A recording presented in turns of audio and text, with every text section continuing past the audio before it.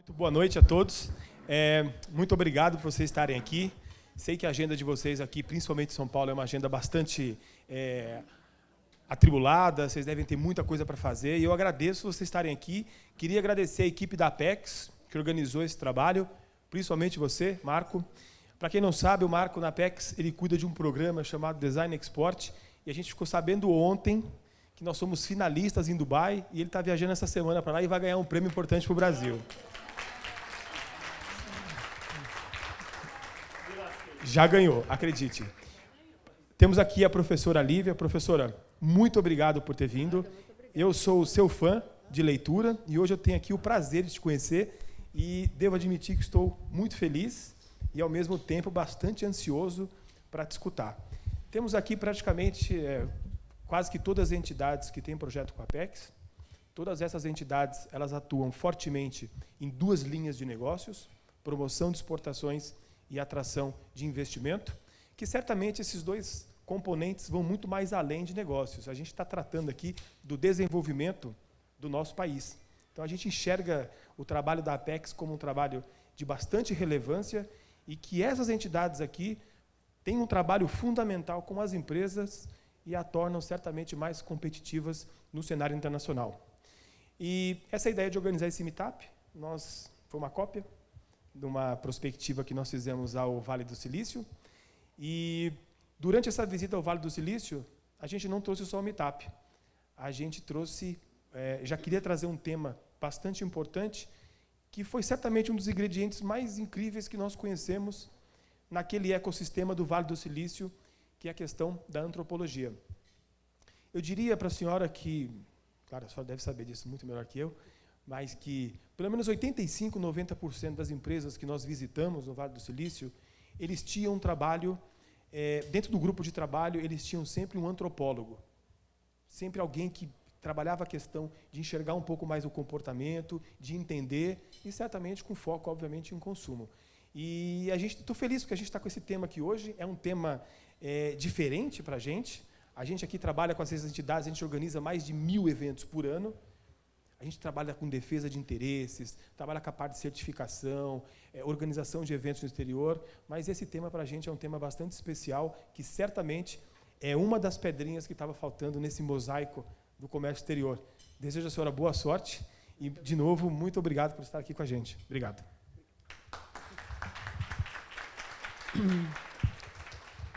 Bom, boa noite a todos. Eu queria começar agradecendo as palavras do Ricardo e o convite da Apex para estar aqui hoje.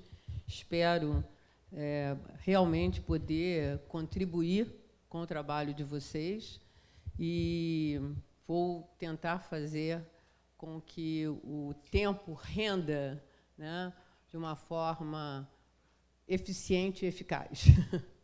Bom, quando eu fui convidada pela Apex para estar aqui, eu sugeri esse tema, né? E, dado a plateia, que eu achei que essas tendências do consumo contemporâneo, elas têm algumas particularidades que estão impactando, né, todos os negócios, sobre as quais eu escolhi falar, né? Existem muitas outras tendências que eu não vou mencionar, mas eu escolhi 3 que eu acho que, de alguma forma, obrigada, de alguma forma ou de outra, elas perpassam todos os tipos de produtos e serviços. As outras, eventualmente, ao longo do nosso encontro, podem vir à tona e, certamente, eu vou me lembrar de algumas delas no meio do caminho. Mas eu queria fazer alguma observação sobre o que são tendências numa perspectiva que a antropologia usa. Eu sei que tem fads, fashions, tendências, etc. Tendências, do jeito que eu entendo e que eu trabalho, né, são sinalizações em uma determinada direção de transformações, são possibilidades, elas não são ainda certeza, podem se transformar em elementos estruturais. Da onde vêm essas sinalizações? Algumas delas podem vir de mudanças do ponto de vista tecnológico, né, como foram as mídias digitais que aposentaram a máquina de escrever, sobre a qual nós estávamos falando há pouco. Ela se tornou uma peça de museu e transformou não só, né, a informação, a comunicação, mas também criou novos modelos de sociabilidade. Hoje em dia, aquela velha distinção entre casa e trabalho, né, acabou inteiramente. Antigamente, a gente ia para o trabalho, para ligar para casa, tinha um telefone e tinha um cadeado, porque as empresas não queriam que a gente ligasse, usasse o telefone para falar para casa, para não aumentar a despesa. Hoje, isso aí é uma inutilidade, né, porque o celular permite que você esteja em permanente comunicação. E essa própria tecnologia digital criou espaços, né, que se montam e desmontam dentro da casa ao longo das horas, conjugando diferentes mídias, computador, televisão, celular, e a televisão voltou a ser aquela fogueirinha, né, unindo as pessoas, e, ao mesmo tempo, as pessoas estão convivendo e se comunicando com o mundo exterior. Então, a distinção também casa e rua, né, vida privada e espaços públicos foram desmontados. Então, o quanto disso vai ficar, o quanto disso vai se tornar um elemento estrutural da sociabilidade futura ou da família, é uma coisa a se vê, tudo encaminha que sim. Mas, veja bem, essas tendências e essas sinalizações numa determinada direção, elas não caem em um vácuo cultural, né? As mídias digitais, elas não funcionam da mesma maneira aqui, elas podem, tecnicamente, funcionar da mesma maneira, mas elas chegam dentro de um universo, né, existente, social e cultural, histórico, e o que vai surgir daí é essa interação entre aquilo novo que está chegando e aquilo que já existe.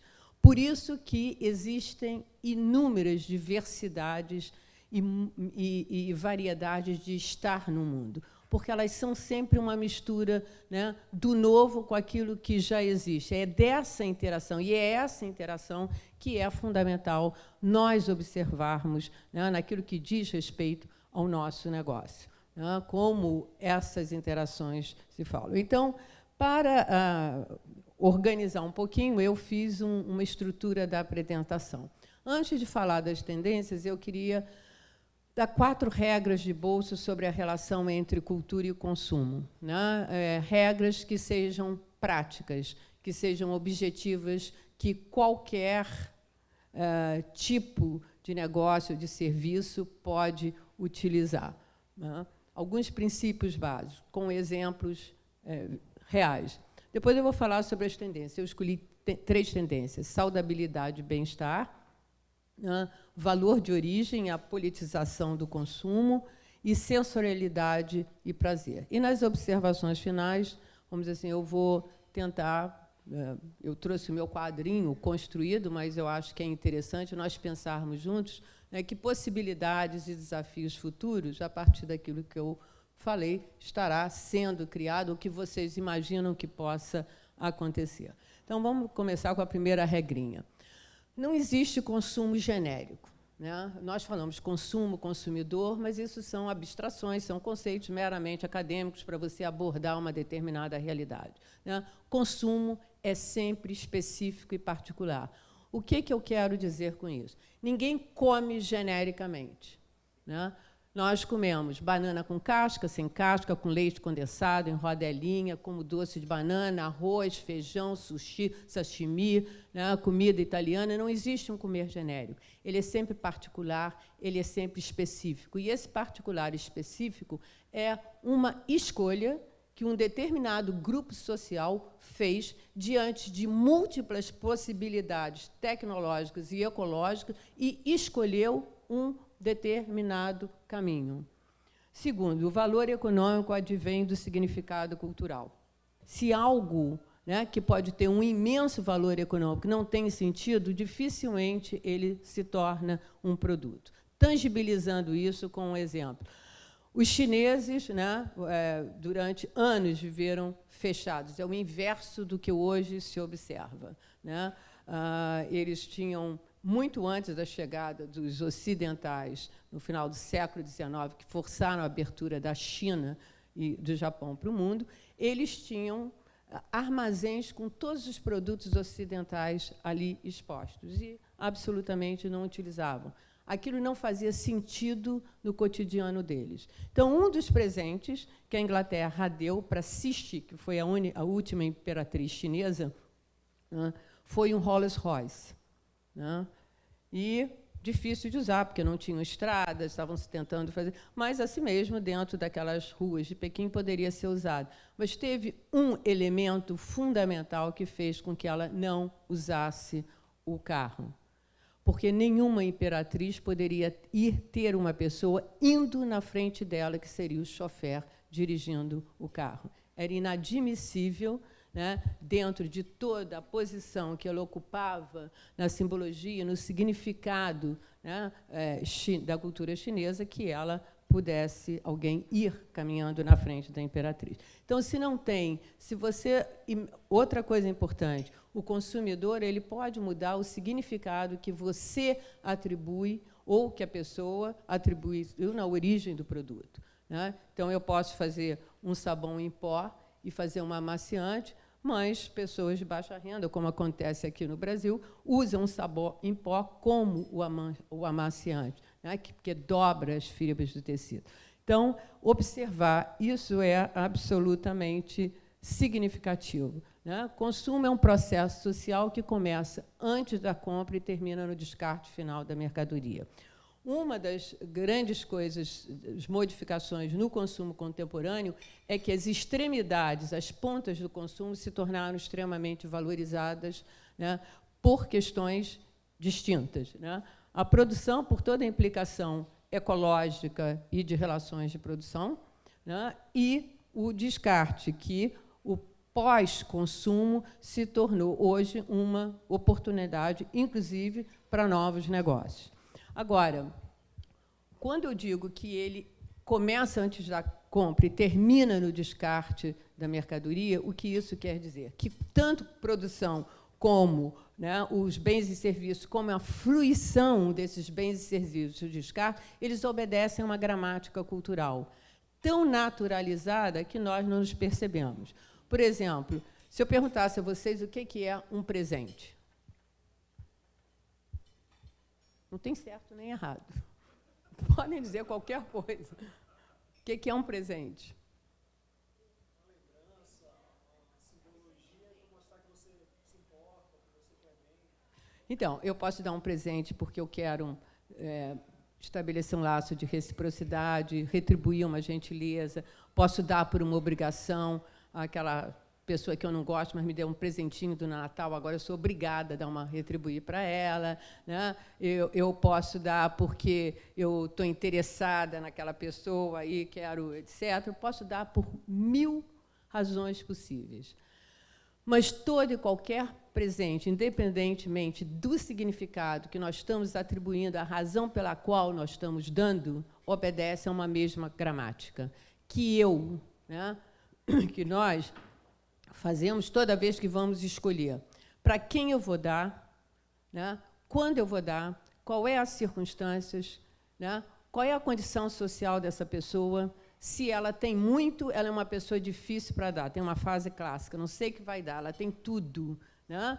Então, essa é uma frase clássica. A outra, né, que tem pouco, diz, não, eu quero dar uma coisa diferente, que não seja só aquilo. Ou seja, na minha mente, eu escaneio um conjunto de regras, e um objeto só se torna um presente quando eu compatibilizo e respondo a todas essas perguntas e caso a pessoa com o objeto. Aí, sim, aquilo se torna um presente. Para qualquer compra, eu vou estabelecendo, né, essa gramática, eu vou usando essa gramática no meu interior, sem nem saber por que eu estou fazendo. Né?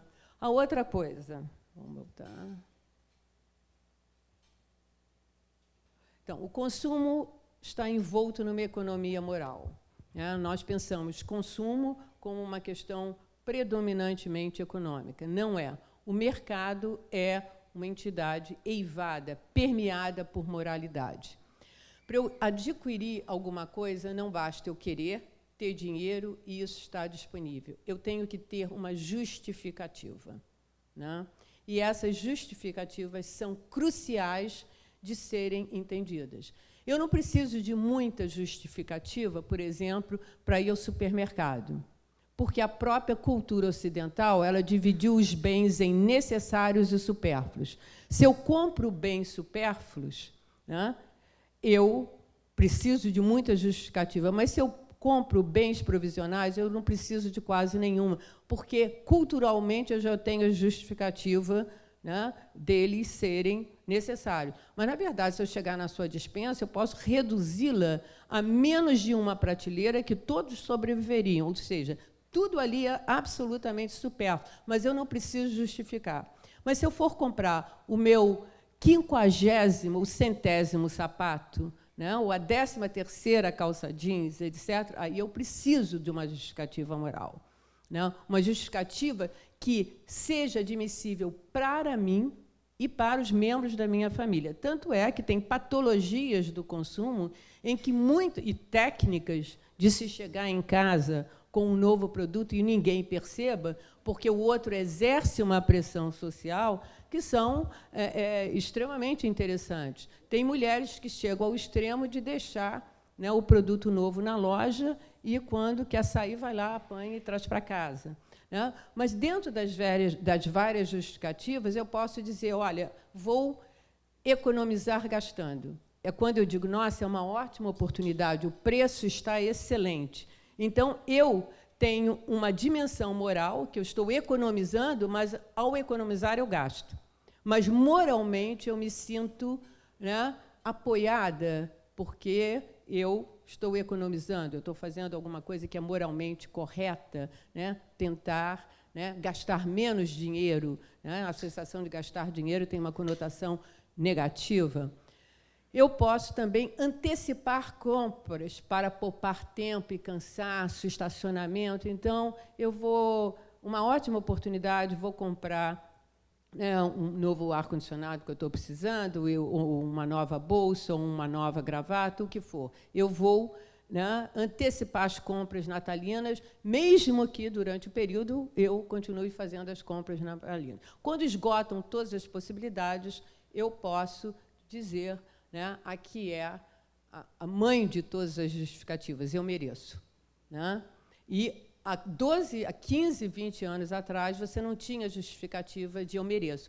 Eu mereço, essa noção de merecimento vem, né, através da nova era e impacta numa tendência que é a sensorialidade e prazer, como nós vamos ver aí adiante.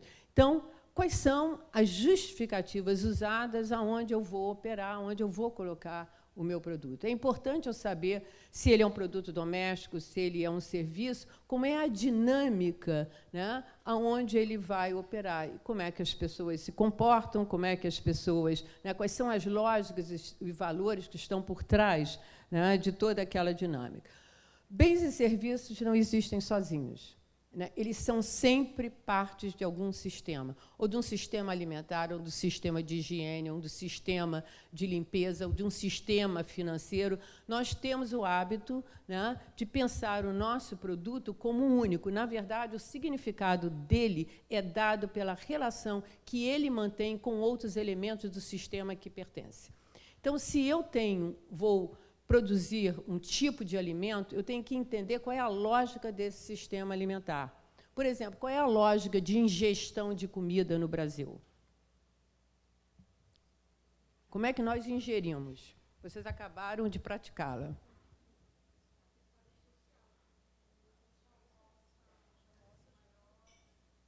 Não, isso existe também, mas a lógica de ingestão.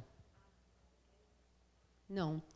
Junto, mas separado. Vocês botaram todos os elementos juntos num prato. A lógica europeia é sequencial. Eu como um prato de cada vez. Isso é uma diferença fundamental, né? Nós comemos a salada na entrada, os franceses comem na saída, né? Ou seja, eu não tenho só...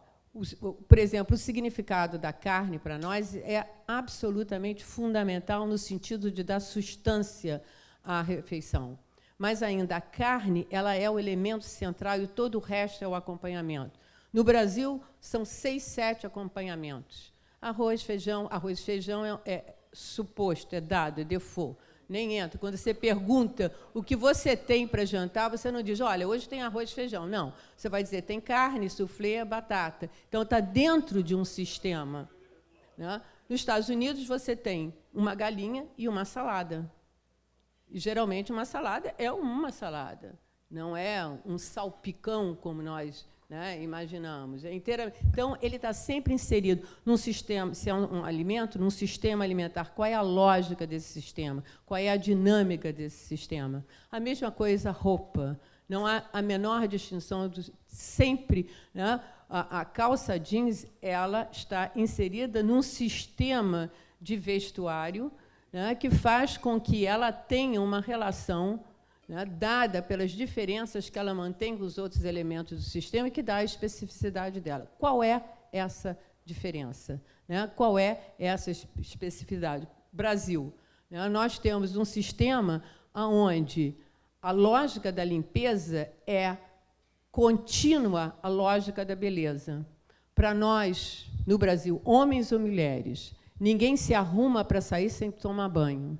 Né? Nenhuma mulher se maqueia sem tomar banho. Isso não é a lógica europeia, é a lógica americana. Eu posso estar suada e me vestir para sair, botar uma sombra azul celeste, né, um batom morango e etc., e sem a menor preocupação em ter tomado banho ou trocado a roupa. Elas são paralelas. Para nós, a lógica da beleza e da limpeza são contíguas. Eu não tenho uma sem a outra.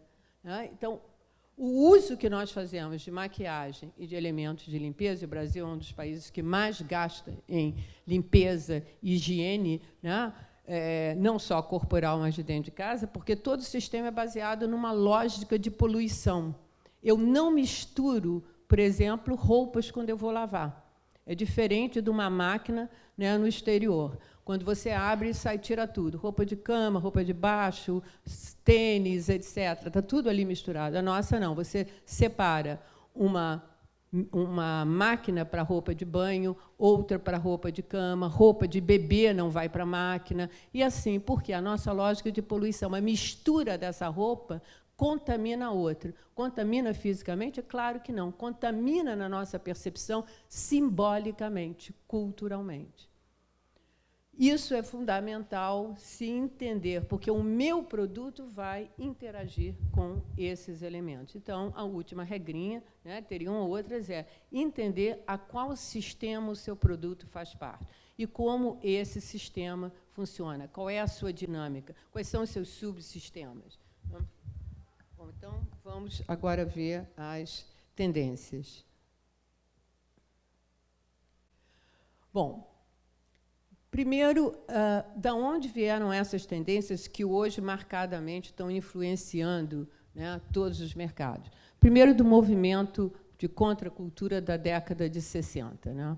Eu acho que nós, nos últimos anos, falamos muito de neoliberalismo, que foi, vamos dizer assim, aí os critérios econômicos certificando a sociedade, entrando em áreas que antes ele não entrava, como educação, saúde e cultura, e todos os protestos que vieram a reboque, mas nós nunca percebemos que tinha uma contramão disso, que era toda a agenda social do movimento de contracultura da década de 60, que passou a certificar os mercados e a economia.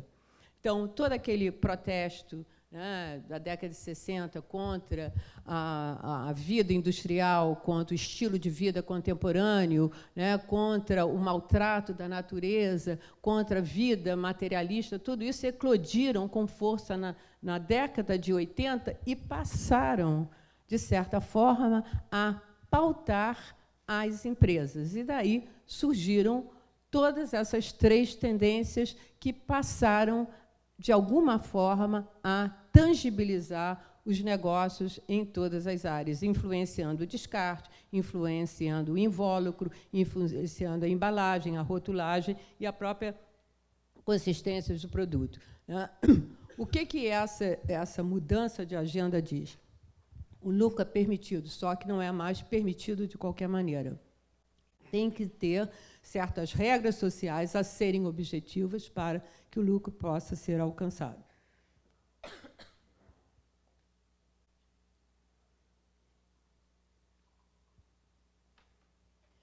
Segunda grande transformação foram variáveis que sempre foram unidas: renda, status e estilo de vida.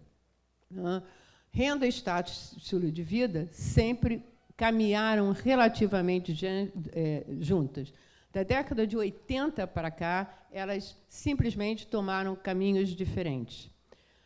Durante o período pré-moderno, durante o século XIX, a minha posição no interior de uma estrutura social obrigava-me a ter um estilo de vida. Inclusive, existiam leis chamadas leis suntuárias que me obrigavam ou proibiam, de acordo com a minha posição, o meu status na sociedade, a consumir determinadas coisas. O que acontece a partir da década de 80? Independente do meu status e relativamente independente da minha renda, eu posso adotar o estilo de vida que eu quiser. O estilo de vida não é mais determinado pela minha posição social.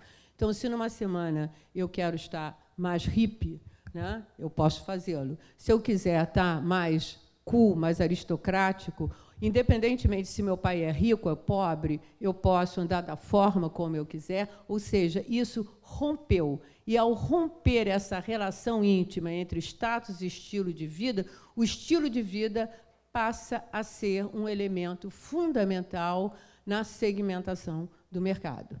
Né? E, por isso que a renda deixa, né, cada vez mais de dar conta, né, do significado para o consumidor, porque, independentemente da renda, eu posso, inclusive, de certa forma, falsear um determinado estilo de vida. E você nota isso em pessoas que moram em conjugados, mas têm o último carro. Né? E isso se nota muito na moralização que nós fazemos do consumo alheio. Né? Nós dizemos o seguinte: bom, os filhos não têm educação, não têm seguro-saúde, mas vive viajando para fora, compra carro, gasta tudo em roupa, que, aliás, o consumo é o universo mais favorável a se moralizar a vida alheia, né? Porque nunca a nossa, mas é sempre a dos outros. Por isso que nós sempre condenamos, durante o Carnaval, aquelas pessoas que gastam milhares em fantasia e não têm seguro-saúde, educação, etc. Por quê? Nós estamos numa posição confortável de dizer ao outro aquilo que deve consumir. E, mais ainda, numa posição moralmente correta de dizer que existe uma hierarquia de consumo que começa das necessidades mais básicas e vai, então, para aquelas necessidades supérfluas. Só que a vida não é assim. Qualquer pessoa que algum dia já entrou em áreas, como eu trabalho, em diferentes favelas, sabe que não existe a pirâmide de necessidades do Maslow. Aquilo foi uma invenção abstrata de quem nunca saiu na rua e nunca realmente fez trabalho de campo. Quem tivesse feito, nunca jamais diria aquilo. Mas, enfim, pegou e está aí até hoje. A outra coisa importante é a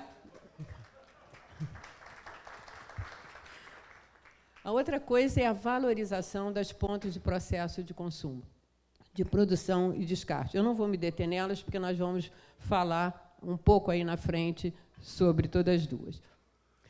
Consumo deixou de ser um ato privado e tornou-se um ato público. Uma das em discussões, por exemplo, sobre liberdade, neoliberalismo, política, a coisa que mais se dizia onde tinha o maior espaço de consumidade para as pessoas, de liberdade para as pessoas, desculpe, era justamente o consumo. Ninguém determinava o que eu podia ou queria consumir. Ninguém poderia dizer a cor do meu sapato, ninguém poderia dizer a escolha de onde eu fosse morar, etc. Porque supunha-se que a minha ação privada não tinha consequências públicas. Hoje, isso foi inteiramente desmontado. O meu ato de consumo individual, ele tem impactos públicos. Por quê? Porque ele afeta em questões ambientais, ele afeta em relações de produção, ele afeta da forma como aquele produto foi feito, comercializado e consumido. Portanto, tem impactos públicos. E qual foi a consequência disso? Né? Não só reportado pelos movimentos sociais, que nós vamos ver mais adiante, mas, fundamentalmente, a mudança do Estado foi significativa, de um agente mais passivo e reativo a um agente mais interventor, mais proativo. É claro que eu sei que o Estado na economia brasileira é uma presença constante, presente e forte, relativamente a outras sociedades. Mas não é esse ponto que eu quero ressaltar. Mesmo sendo uma presença forte, esse Estado, por exemplo, no caso de alimentação, ele reagia, né, às condições sanitárias, ele reagia às condições de estado de qualidade dos alimentos, mas ele intervia quando havia algum tipo de intercorrência que ameaçasse a segurança do alimento das pessoas. Hoje é uma intervenção diferente. Hoje você tem, por exemplo, o novo Código Alimentar Brasileiro, onde um grupo de nutricionistas ligados à Anvisa, ao Ministério da Fazenda, colocam em discussão, né, o que deve ser o bem comer. Ele se torna o árbitro do que seja a boa alimentação, né? Regula que tipo de ingrediente tem que aparecer na rotulagem, ele regula uma série de coisas que antes ele não regulava. Por quê? Porque hoje nós temos consciência que o ato de consumo ele deixou de ser um ato privado. Obviamente, o número de stakeholders no nosso negócio aumentou consideravelmente. Quem pensava em comunidade? Né? Quem pensava em movimentos sociais? Quem pensava em funcionário, acionista e, quando muito, consumidor. Não é longe o tempo em que, no Brasil, nós tínhamos usuários de tecnologia com a Embratel. A Embratel, você não tinha consumidor. Uma das áreas mais frias das organizações, há 20 anos atrás, era a área comercial, era aquele tipo põe na conso. O cara não foi bem gerencialmente, então ia para a área comercial, você não vendia.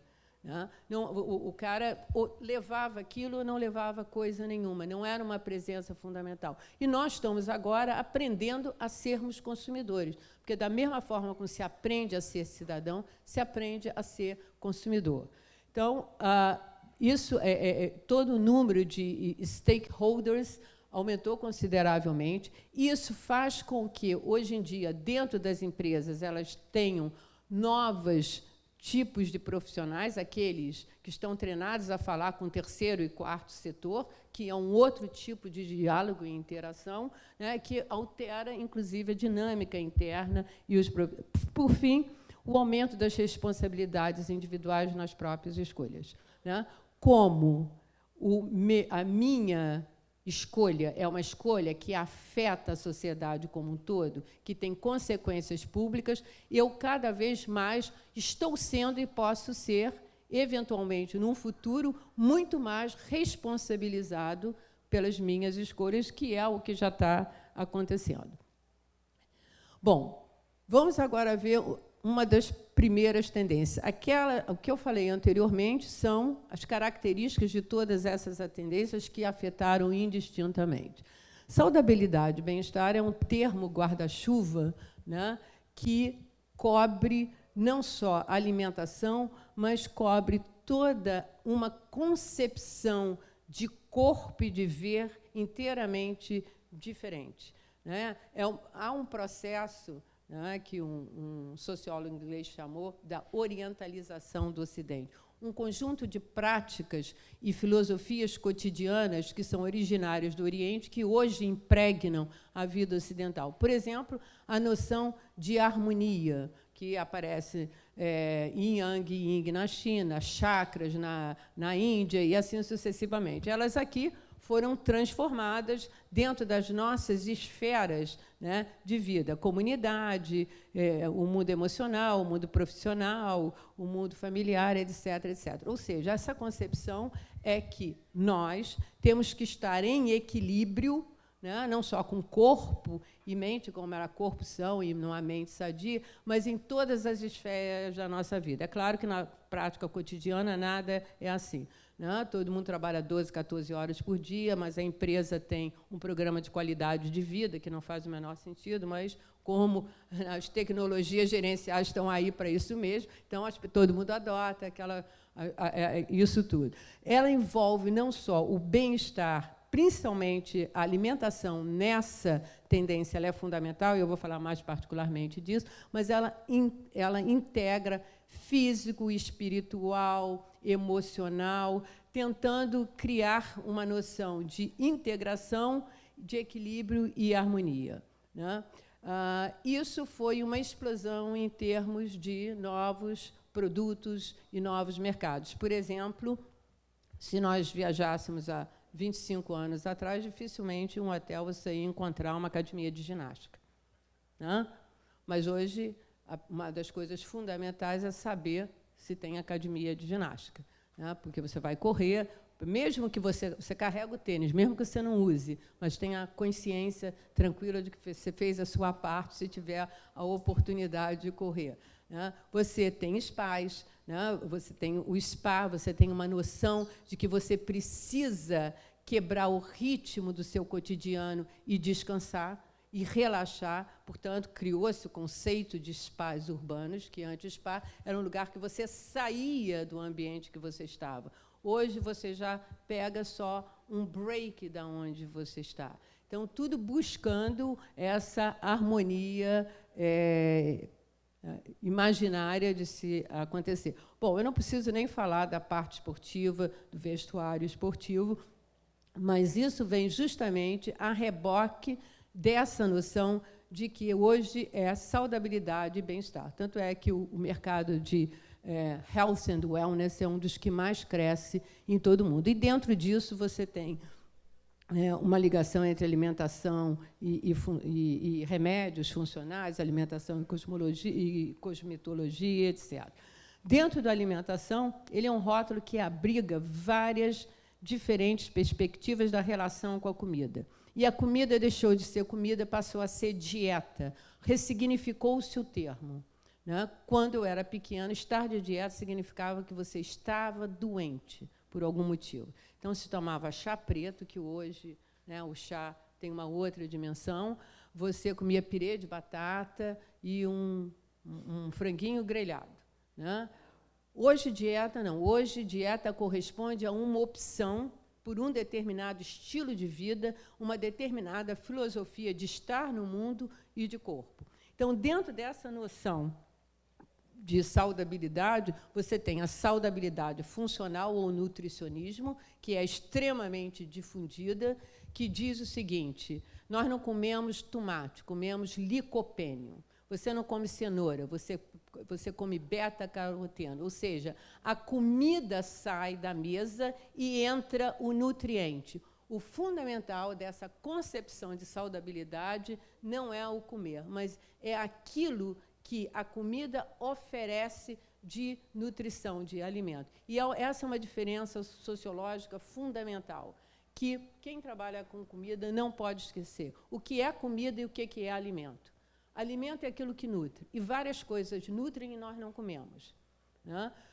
Comida é aquilo que, culturalmente, uma sociedade escolheu para se alimentar.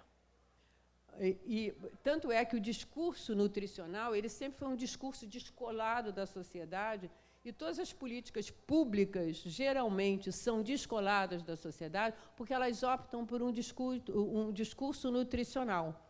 E, portanto, ela fracassa inteiramente, porque a pessoa come, ela não se alimenta, que é uma noção bastante distinta. Então, dentro desse discurso, o elemento fundamental e mais ainda, a comida é uma, como é que se diz, uma quimioterapia da vida cotidiana. Então, você tem o prato anti-Alzheimer, o prato anti-câncer, o prato disso, o prato daquilo, onde você organiza a sua dieta e a percepção de corpo. É um corpo como uma máquina que eu devo nutrir com os ingredientes adequados para que ele tenha a sua melhor performance. Depois você tem uma saudabilidade política, né, que é toda essa questão. A sua comida deixa de ser comida e o seu alimento passa a ser uma opção política e ideológica. Então, eu só consumo produtos orgânicos ou produtos agroecológicos, ou não como carne, né, e etc. Aí tem a saudabilidade holista, né, que é essa saudabilidade tipo, vamos dizer assim, Marcos Palmeira, né, orgânico, com também relações com a energia dos alimentos, profundamente influenciado por filosofias orientais, e cada um desse tipo de alimentação ela está ligada a um tipo de exercício. né? Um nutricionismo a esse tipo de exercício tradicional, de musculação, de ginástica, etc. A política não tem exercício, né? E a holística tem a ver mais com yoga, com tradições orientais. Você associa e cria um determinado estilo de vida.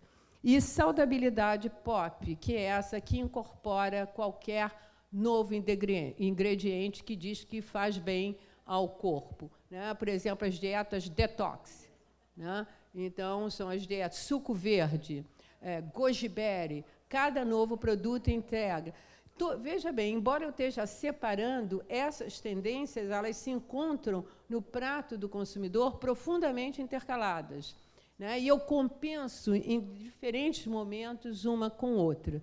Mas o importante é que, a reboque delas, né, criou-se tipos de consumidores foram criados, né, produtos foram, alguns importados e outros começam a ser produzidos aqui, e uma série nova de opções de comer fora que antes não existiam, né? Por exemplo, vegano. Hoje em dia você já tem, todo grande restaurante tem um prato vegano, que não é vegetariano. E você já começa a ter circuitos veganos, porque é muito difícil você seguir uma filosofia vegana, né? Porque você não pode passar um dia sem conseguir comer alguma coisa. Então, você começa já a estabelecer. Isso cria mercado, se cria produto, isso cria serviços, né? Porque, embora a filosofia tenha criado um estado, né, para surgir uma coisa, o consumidor passa a demandar esse tipo de produto, né? Quais são os impulsionadores desse tipo de tendência? Porque, primeiro, aumento das doenças cardiovasculares no mundo inteiro, a epidemia de obesidade, a crise ecológica, o estilo de vida contemporâneo, né? As pessoas não têm tempo para nada, e o aumento da longevidade da população. Nós começamos a viver muito e temos que viver relativamente bem. Então, e hoje a comida ela passou a ter uma centralidade, uma visibilidade que ela nunca teve em nenhum outro momento da sua história, né?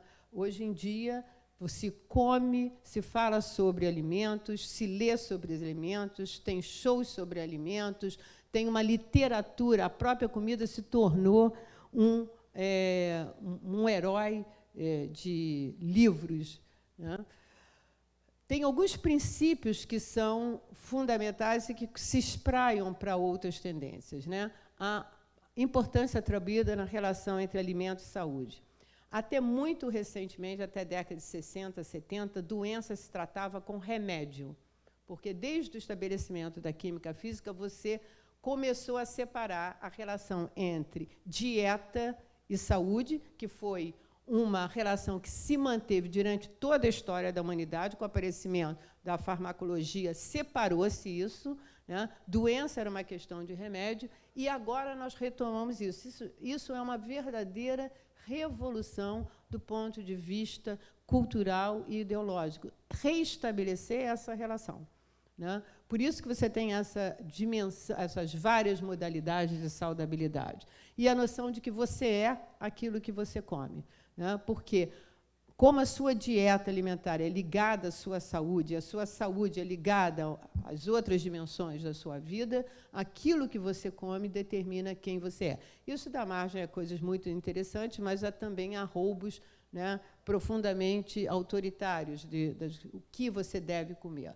Tem essa visão mais holista, né, integrada do ser humano, e, mais ainda, uma visão de que o alimento ideal é o alimento com menos elaboração cultural.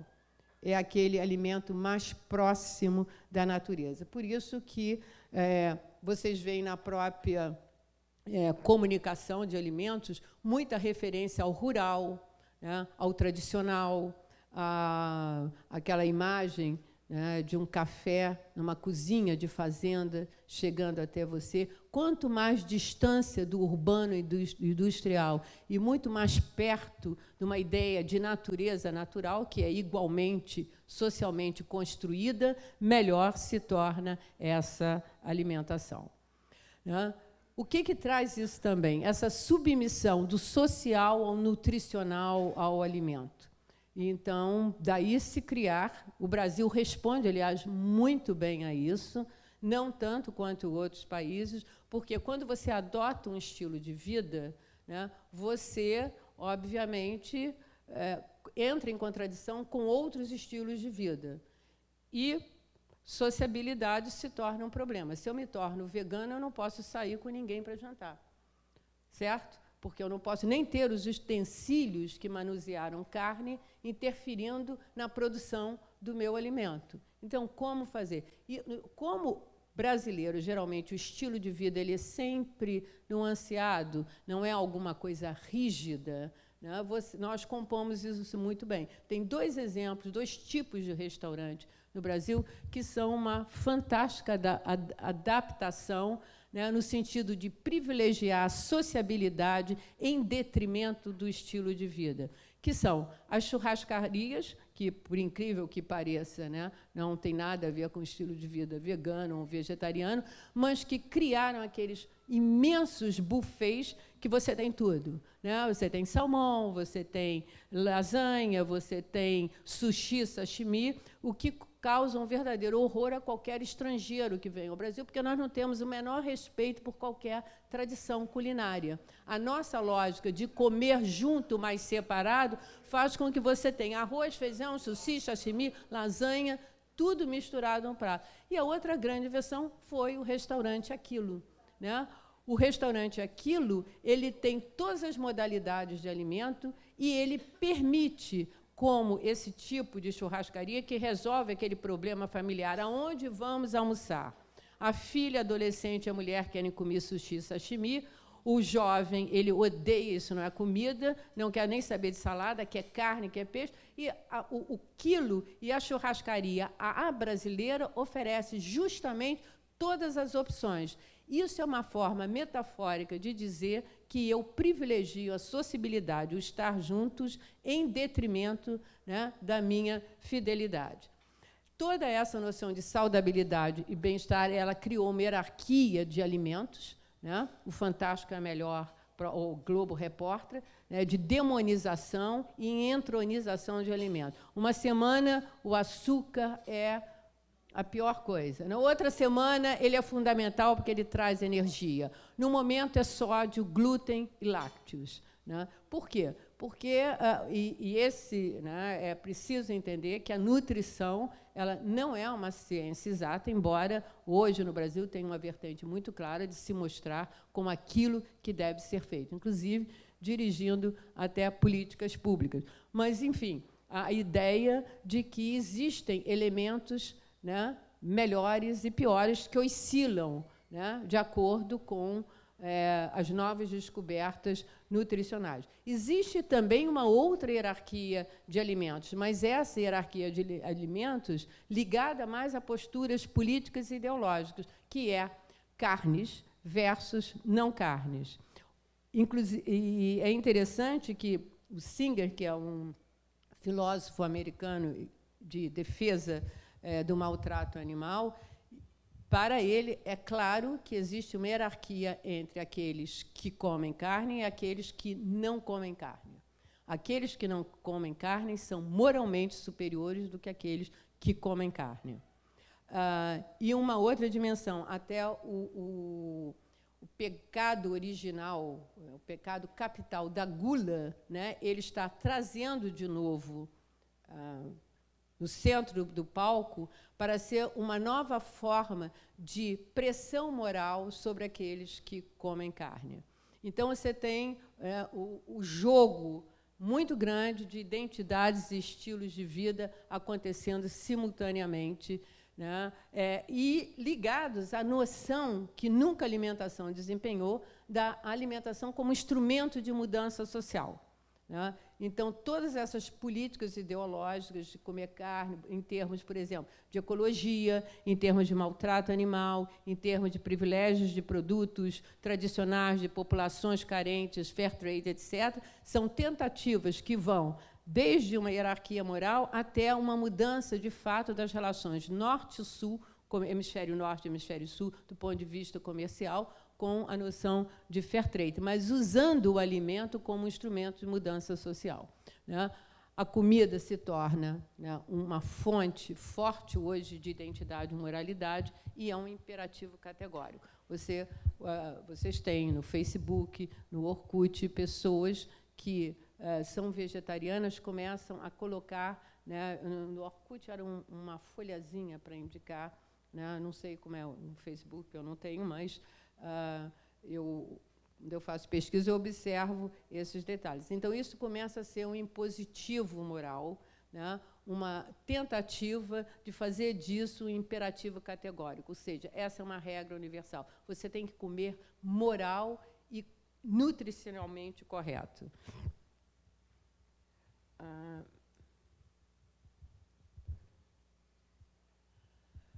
Bom, segundo a grande tendência hoje é o valor de origem, né? A valorização da procedência, a procedência é a qualidade fundamental do produto, né? O que impulsiona isso? Primeiro, uma noção de conhecimento como prazer, que eu vou elaborar mais na última tendência, para não ficar me repetindo, né? O surgimento e a importância adquirida dos movimentos sociais e políticas de identidade, que os movimentos sociais eles são frutos de toda aquela evolução contracultural da década de 60, né? A possibilidade de pandemias, que, como nós, gripe aviária, salmonela, vaca louca, né? E aumento da responsabilidade individual nas escolhas de consumo. Vamos lá ver os primeiros, né? Então, são 3 subtendências nessa mais ampla da valorização da procedência do produto. Origem como fruição, politização do mercado e origem como rastreabilidade. Valor de origem como fruição, ou seja, o conhecimento do produto aumenta o prazer do seu consumo. Não sei se vocês já repararam que lojas no Brasil começaram a botar, desde 1980, tem 20 anos, mas certo, né? Obedecendo o rótulo, isso é extremamente importante, eu trouxe até 2 exemplos físicos, ou então, aquilo que tem muito na Inglaterra, at the service of your majesty, né? Dizendo que aquela loja ou aquela fábrica serve a coroa inglesa há 300 anos. Então, o conhecimento sobre como o processo produtivo desse produto aumenta o prazer no seu consumo. Por quê? Porque você tem hoje um tipo, né, de consumidor aonde, né, e todos nós somos um pouco dessa maneira, aonde você quer expressar a sua subjetividade naquilo que você faz. Antigamente, o único lugar que você podia expressar a sua subjetividade legítimo moralmente era o trabalho. O trabalho era a expressão de você. Hoje não é mais. No consumo, porque consumo deixou de ser algo distinto de produção. Ao consumir, você também produz. E é justamente o que está na raiz desse tipo de subtendência. Ou seja, ao eu conhecer que a minha calça jeans foi lavada com pedras vulcânicas do interior do Himalaia, ou que o meu algodão foi amaciado através de técnicas tradicionais, que o meu pão foi feito de uma farinha que não, com água filtrada e amassada com pedras vulcânicas do Vesúvio no interior da Itália, etc. Ao saber disso, a fruição que acompanha o consumo aumenta consideravelmente. Mais ainda, né, as pessoas colocam parte da sua subjetividade a partir daquilo, né, que elas compram. Ou seja, um conjunto de produtos indistintos, mesmo quais sejam as suas histórias, se transformam, através desse investimento pessoal que as pessoas fazem, em coisas altamente diferenciadas. É o que a gente chama, tecnicamente, de consumidor artesão, né? É aquele consumidor que produz, né? Ele não só consome, mas, a partir do seu consumo, ele também produz. Então, é essa tendência do do-it-yourself, que é mínima aqui no Brasil, né? É muito reduzida, né? Gastronomia, jardinagem, decoração, coleção, vinhos e a criação de novos capitais sociais. Eu trouxe aqui, isso tem um impacto grande na embalagem. Você tem um tipo de embalagem assim impressionista. Eu trouxe uma de Mariage Frères, é uma loja de Paris que produz chás de altíssima qualidade. E ele diz aqui, esse aqui é um Grand Cru, né, que é uma categoria usada para vinhos, que agora está em chá. É Silver Himalaia, do Nepal. Então, cultivado sobre um céu cristalino, acariciando o Everest. Bom, aqui atrás, aqui ele diz uma série de coisas, vou passar para vocês, vocês podem ver. Esse é o tipo de embalagem que fala sobre a procedência, mas de uma forma impressionista, ou seja, né, em dimensões mais sensoriais, mais subjetivas, mais de qualidade, menos objetiva, tentando justamente valorizar essa procedência, né? Como? Storytelling. Agora eles estão fazendo isso com isso. Você tem uma verdadeira... Quando você entra, por exemplo, numa loja de delicatessen, uma Dîner de Luca de Nova York, se vocês repararem o tamanho, né, dos rótulos enfiados nos queijos, nos pães, você leva, às vezes, 5 minutos para ler tudo, né, porque é um verdadeiro storytelling para o produto. Porque isso, né, aumenta, você comenta, aquele produto se torna para você inesquecível, né, você aumenta o seu conhecimento, aumenta, entre aspas, sua cultura geral, porque você começa a aprender como aquilo é feito, e ele é um adicional no seu prazer, na sua fruição. Tem outro, né, do ponto de vista da política, a origem, a procedência é fundamental, mas por motivos radicalmente diferentes dessa, né? O que é valorizado é justamente a indissociabilidade do produto, das suas relações de produção e das suas relações com o meio ambiente. E aí você tem um fenômeno que é profundamente irônico, né? Porque antigamente, quem foi na faculdade, no Brasil tem toda uma tradição na faculdade marxista chamado fetichismo da mercadoria, né? As mercadorias seriam perversas porque elas atraem as pessoas por motivos que você não sabe identificar, mas, fundamentalmente, escamoteiam as relações de exploração, de produção que estão contidas naqueles produtos. O que ocorre agora é que esse valor de origem ele fetichiza as relações de produção e com o meio ambiente, porque é justamente isso que se vende nesse produto. Ninguém fala do sabor do açúcar, da qualidade do açúcar, mas que esse açúcar foi produzido em condições orgânicas, de acordo com o meio ambiente, submetendo-se ao ritmo da natureza, etc. É a mesma coisa, né? O rótulo e as embalagens, elas sofrem uma transformação porque elas têm que indicar uma procedência correta. Em termos, por exemplo, de mobiliário, isso é um impacto com a madeira certificada, né? É uma outra concepção, e isso está trazendo para dentro da casa, do mobiliário, outros tipos de materiais que não a madeira. Isso é uma outra coisa importante.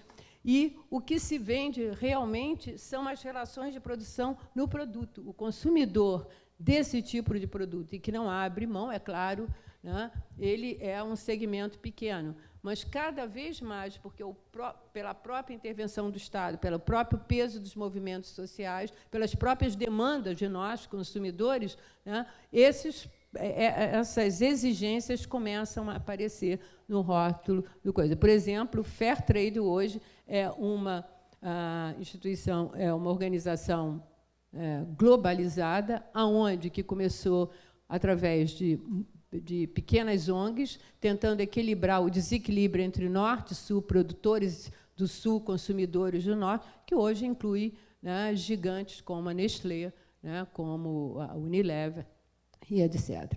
Isso é para mostrar a força, né, que os novos stakeholders têm hoje nas relações de produção, a ponto de valorizar, a ponto de alterar como os processos produtivos e a própria embalagem e rotulagem. Né? Uma outra dimensão desse valor de origem com política, submissão do gosto individual às demandas sociais e políticas, né?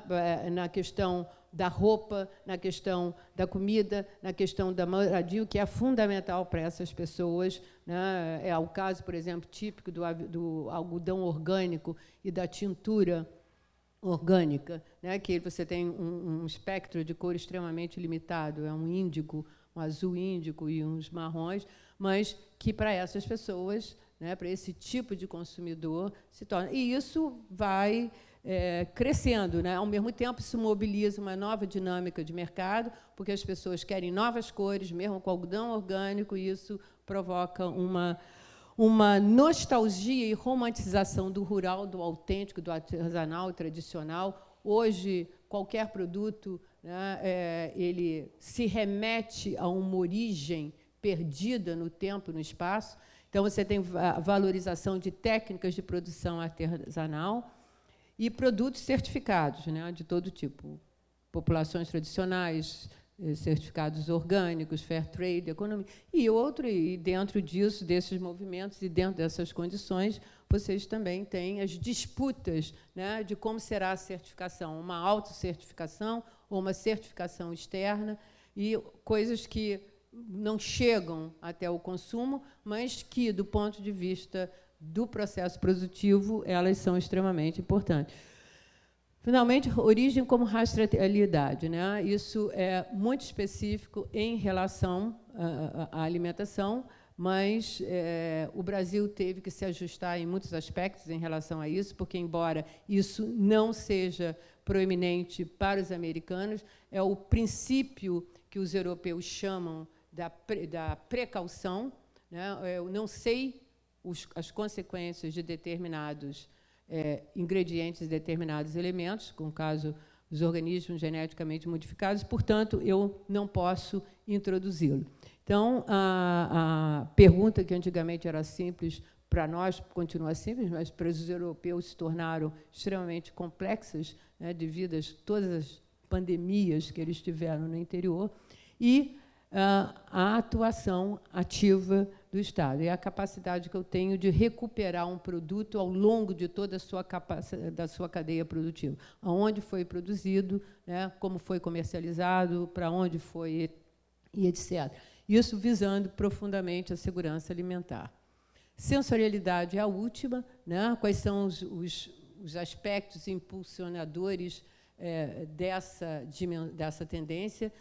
Uma mudança fundamental que ocorre na década de 70 e 80, né, na ontologia do que seja conhecer. Anteriormente, nós imaginávamos conhecer através da cognição, tanto é que Descartes dizia, penso, logo existo. Né? O moto mudou. Hoje eu sinto, logo sou. Não é à toa que você tem marketing de experiência, né? Lojas, conceitos, onde você experimenta o produto. Por quê?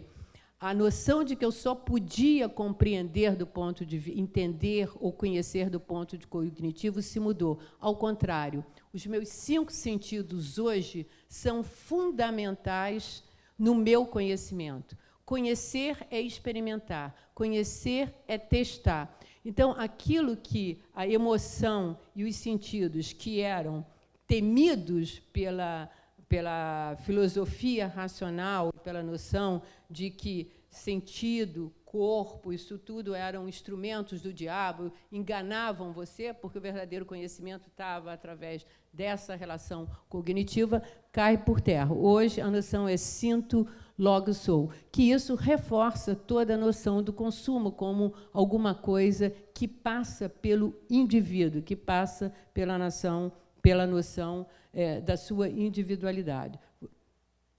Outra grande emocionadora é a noção de nova era e vindo com ela a ideia de celebração da vida, a ética do eu mereço e da indulgência. Né? A vida não é só trabalho, a vida não é só obrigação, a vida você tem que se dar valor pela sua dimensão de celebrar, de integrar e de se permitir indulgência. Reparem como a noção de luxo mudou. A noção de luxo anteriormente era uma noção de produtos e hoje é uma noção de ter tempo, né? De poder usufruir daquilo que você tem. Veio, junto com isso, uma estetização da vida cotidiana, ou seja, com foco no design, com foco nas texturas, com foco na qualidade, que passa pela ideia, né, uma verdadeira transformação na cultura material, principalmente de dentro da casa. Você passa a ter mudanças de significado de determinados cômodos. Por exemplo, a cozinha na casa brasileira sempre foi um lugar escondido de inferiores estruturais, né? A única pessoa que ia lá era a dona da casa. Mudou inteiramente o significado da cozinha. A cozinha, hoje, você tem uma casa em torno da cozinha, que se acompanha a todo um processo de gastronomização da realidade, e é a glamourização do cotidiano. Cada ação cotidiana, tomar banho, dormir, comer, ele deve ser feito de uma determinada maneira. Reparem como toda aquela cultura material, aqueles objetos de terceira categoria que você comprava em loja americana, balde, vassoura, todos hoje eles têm designers. Eles empilhados, os baldes plásticos parecem verdadeiros arco-íris. Eles vão do rosa forte, passando pelo roxo, até laranja, verde, limão. Foi um design inteiramente o quê? No sentido de glamourizar esse cotidiano. As vassouras hoje são encapadas com designs específicos de bola, de animaizinhos, né? As pás, tudo isso, as ações cotidianas se mudaram inteiramente. Outra coisa, banheiro. O banheiro hoje, você não pensa mais no banheiro, né, como antigamente. O banheiro é um lugar onde eu me permito tomar um banho de banheiro. Estou exausta, estou cansada, né? A indulgência vem através da vida cotidiana. O luxo não só muda de significado, como o direito de você usufruir aquilo que você tem, mas ele passa a ter uma relação com a sensorialidade dos objetos. A pele, né, casaco de pele, que era uma dimensão exterior, ele passou para dentro da lã ou dentro da camurça. Você não vê mais a pele, né? A pele está dentro, porque o interessante é a sensação que você tem, a experiência da sensorialidade do seu corpo tocando naquela coisa extremamente macia. Por exemplo, o brilhante de gratificação, um brilhantinho mínimo, né, que se coloca no interior de um anel, que só o dono vai fazer, ou vai ver, se coloca no fecho de um colar, que demonstra para você, só para você, né, não é um consumo de ostentação, né, que você pôde se premiar, que você se concedeu aquilo, que você tem aquilo, é aquela surpresa que você dá a si mesma, né?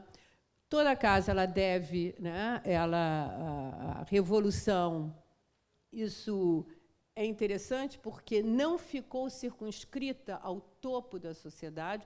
Você teve como é que se diz, lojas e mecanismos comerciais que verticalizaram essa glamourização do cotidiano. Então, as cozinhas são uma demonstração disso. Você tem uma kitchen, mas você tem uma loja Bahia que permite aquele mesmo sentido de elaboração. O retorno, né, não foi à toa o retorno das banheiras, né, a quantidade de sais de banhos, né, a quantidade de spas, a quantidade de coisas que hoje, não só para mulheres, a área de cosmético para homens cresce, né? Nós sempre levamos a culpa, aparentemente, de que somos nós as consumidoras, né? Maquiagem para homem, tudo isso. E mudando a estética, por exemplo, essa é uma cozinha campestre que remete a um ideal bucólico, artesanal, de interior de fazenda, né? Que você projeta. A comida nem se fala, né? Você tem um processo de gastronomização da realidade, né? Tudo passa a ser gastronomia, gastronomia de botequim, gastronomia da favela, gastronomia de rua, gastronomia caseira, gastronomia, além de todas as outras gastronomias. Isso uma revalorização de todos os tipos de culinária, não é à toa que você entra no supermercado, você tem gôndolas e gôndolas de tempero. Para dizer, eram 5.000, em torno de 5.000 produtos, né? Talvez vocês possam estar mais atualizados do que eu na década de 70, 80 do supermercado. Hoje são 20 e tantos a 30.000 em grandes supermercados. Você tinha 3, 4, uma prateleira de temperos. Hoje, em alguns supermercados, você tem uma ala só de temperos. Um novo vocabulário para a descrição dos alimentos que apelam para sentido. Pedaços se tornaram lascas, né? Cheiro se tornou buquê, o aroma. Aquela antiga decoração massiva, horizontal, de flor de tomate em cima de uma salada de maionese, deu lugar a alguma coisa espiralada, que remete ao infinito, com uma, vamos dizer assim, com uma economia japonesa na sua estética, né? Uma nova cultura material da cozinha. Antigamente se escondiam as panelas, hoje é o contrário, né? Você mostra as panelas. As panelas hoje são objetos de listas de casamento. Quem queria ganhar no seu casamento uma panela? Ninguém, né? Hoje as pessoas incluem as panelas, como elas estão às mostras, né? A forma de receber mudou inteiramente. Você chegava, a dona de casa já estava com o jantar pronto, você não ia na cozinha, né? E, no final, gostasse ou não da comida, você, né, dizia que estava delicioso. Hoje, não, você é obrigada a participar da feitura, porque o processo produtivo da comida, ele visa justamente a integrar e a mobilizar os seus sentidos. Por isso que você toma vinho simultaneamente a ficar experimentando, enquanto o cozinheiro da ocasião descreve a origem do prato em minúcias, se o sal é sal marinho ou fleur de sale. Você tem novos tipos de consumidores, foods, né? Um conjunto de palavras saídas de gastronomia, gastrosexual, gastropornografia, e assim nós vamos, né? E cozinha como lazer e cozinha hoje como estilo de vida. Eu não sei, acredito que muitos de vocês já foram à degustação e harmonização de vinhos com comida. Uma refeição não leva menos de 3, 4 horas, né? Onde as pessoas olham as cores dos vinhos e experimentam pedaços do prato e nas suas combinações, ou seja, passou a ser, né, parte de viver. Isso leva a uma revalorização do patrimônio cultural e turístico do país. Nós temos uma discussão no Brasil engraçadíssima, que foi a patrimonialização do acarajé. Eu não sei bem o que isso significa, né, do patrimônio material, agora da caipirosca, né, porque o patrimônio significa que é alguma coisa, usando o magre, imexível, entre aspas, né? Mas como é que você vai ter uma receita que não é mexível, né? Que você não vai dar o seu toque pessoal, mas, ao mesmo tempo, isso acontece, né? Circuitos gastronômicos e países boutiques, como Tasmânia, França, Itália, onde, nem vou dizer, por exemplo, do movimento do slow food, né? Isso passa a ser. Bom, o que essas tendências nos oferecem para pensar o sentido? Primeiro que elas, o aumento da força delas vem pelo reforço que elas mantêm entre si, né? Por exemplo, a alta gastronomia já planta os seus próprios ingredientes organicamente. Então, o restaurante mais in, né, do Rio, no momento, Lazai, a grande atração dele é o quê? Eu não diria que é a comida, mas é o fato do Rafael plantar em Petrópolis, ter uma plantação de tudo que ele usa. A mesma coisa, se o Dom, né, o Alex Atala, se ele vai oferecer caça, ele não vai oferecer uma caça caçada, mas uma caça de cativeiro, né, porque ele vai se associar em relação ao valor de origem, né? Você não caça mais, né? Você cria para caçar. A mesma forma, isso eu estou dando alimento para ser mais fácil, que é o mais tangível, mas isso ocorre em vestuário, ocorre no imobiliário na casa. A casa sofreu essa revolução fundamental, né, e radical, que passa a ser parte do circuito de visita da casa, é conhecer o banheiro e a cozinha, áreas que antigamente ninguém entrava, né? Então, você mistura as tendências. Eu posso ter um chocolate sem lactose, sem glúten, com alto teor de cacau para compensar. Ou seja, elas se reforçam entre si, fazendo com que novos mercados surjam. Por exemplo, o mercado de Better for You, né? É um mercado que conjuga alguma dessas tendências. Consumo cada vez mais associado a identidades e opções políticas e ideológicas. Não essa noção de identidade um pouco, eu diria, sem profundidade que o marketing divulga, né? Como você utilizando o produto para ganhar status. Isso é uma parcela irrelevante. A maior parte daquilo que você consome no interior do lar, né? Aquilo que poderia ser essa dimensão de status, ela é extremamente diminuta. Mas é cada vez mais associado a essa noção de subjetividade, expressividade e a opções políticas e ideológicas, levando a uma segmentação de mercado através de estilos de vida, mas necessitando-se de uma nova metodologia de estilo de vida. Aquela utilizada hoje para estilo de vida é praticamente não operacionalizável, né? Isso é uma questão metodológica importante. Impactos na sociabilidade, né? A relação entre estilos de vida contraditórios, né? Não só no comer, mas, por exemplo, que tipo de material você leva para casa, né? A sua adesão a determinadas instituições, um engessamento, isso tem levado, nos Estados Unidos, a um engessamento maior da micropolítica da vida cotidiana, como é que eu dialogo com uma pessoa dentro da minha unidade familiar, que tem uma perspectiva inteiramente diferente do mundo. Por exemplo, a causa ecológica hoje já é material de analista conjugal, né? Sobre como você descarta o lixo dentro de casa, que tipo de alimento você compra. Então, é mais um novo item como causa de separação dos casais. E a individualização da dinâmica. Nós, brasileiros, achamos isso engraçado, porque nós não somos coerentes e não cobramos coerência, né? Para nós, a pessoa coerente é uma pessoa rígida. Por isso que o estrangeiro, o americano, o alemão, são quadrados rígidos, porque eles são coerentes. Nós não. Nós não somos coerentes. A coerência não é um dado nosso. Por isso nós nos achamos flexíveis, criativos, né? Porque nós somos capazes de mudar com certa facilidade, etc. Nós lidamos bem com essa coisa, mas existe um processo de individualização na dinâmica da casa cotidiana. Cada vez mais você tem um processo de individualização da ingesta no Brasil, né? E esse processo de individualização da ingesta agora fez surgir, por exemplo, um novo mercado, o mercado de marmitas.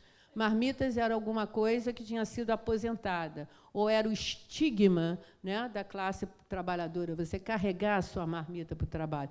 Hoje, a Chanel, nessa rua aqui, né, eu esqueci o nome dela, aqui de São Paulo, no triângulo, quadrilátero de Oscar Freire, né? Ela tem uma marmita. Hoje, qualquer loja de suplemento alimentar tem marmita de 3, 4 andares. Você tem lugar não só para a sua alimentação específica, para a quantidade de pílulas, para coisas geladas e etc.